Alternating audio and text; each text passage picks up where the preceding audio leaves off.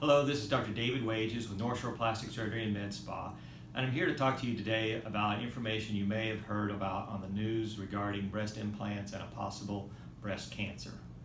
First, I want to stress as a provider who cares about his patients that I want my patients to have the most accurate, useful information and to clarify some of these issues. I think sometimes the news media is eager to present information and it can be very confusing.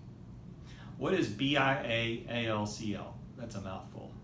It stands for Breast Implant Associated Anaplastic Large Cell Lymphoma.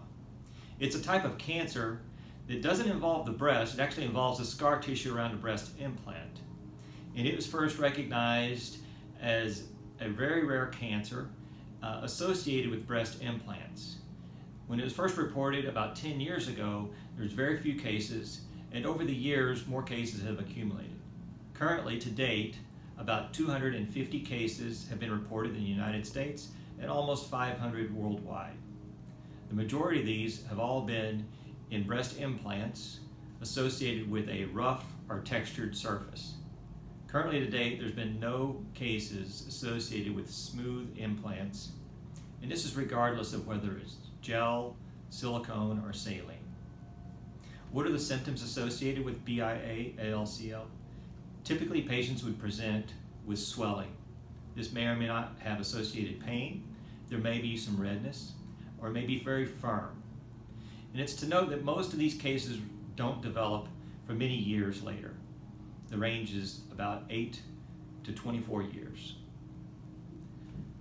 When a patient develops any symptoms associated with the breast, it's recommended you should see your plastic surgeon to have further evaluation. Every patient who develops swelling of the breast does not have this type of cancer. Again, it's extremely rare. The risk for developing this, when you look at the number of patients who get these implants and then who develop the cancer, is about 1 in 3,000 to 1 in 30,000. To put that in perspective, a woman's risk of getting breast cancer is 1 in 8. So you can see, although it's a risk, it's extremely rare.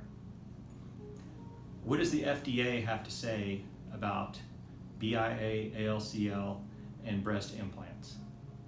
There's been no device more studied than silicone breast implants. And to date, the FDA still feels that implants are very safe. This is a new finding regarding this type of cancer, and it's extremely rare, and there's a lot of information we're yet to identify.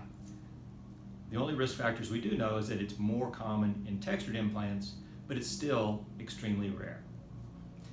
So at this point, if a patient has textured breast implants, what is the recommendation? Should I have these removed? Because this is such a rare disease, it's not recommended you have these removed. If you recall, a patient's risk for breast cancer is 1 in 8, yet we don't advise all women to have bilateral mastectomies to reduce the risk of breast cancer. If you have breast implants, you should have a routine physical exam.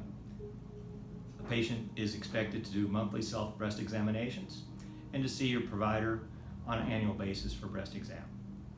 If everything looks great and feels great, more than likely you have nothing to worry about. Again, this is only with textured implants. To date, there's been no associated cases with smooth implants, regardless of whether it's silicone or saline. If you'd like more information regarding this, I would recommend plasticsurgery.org/ALCL.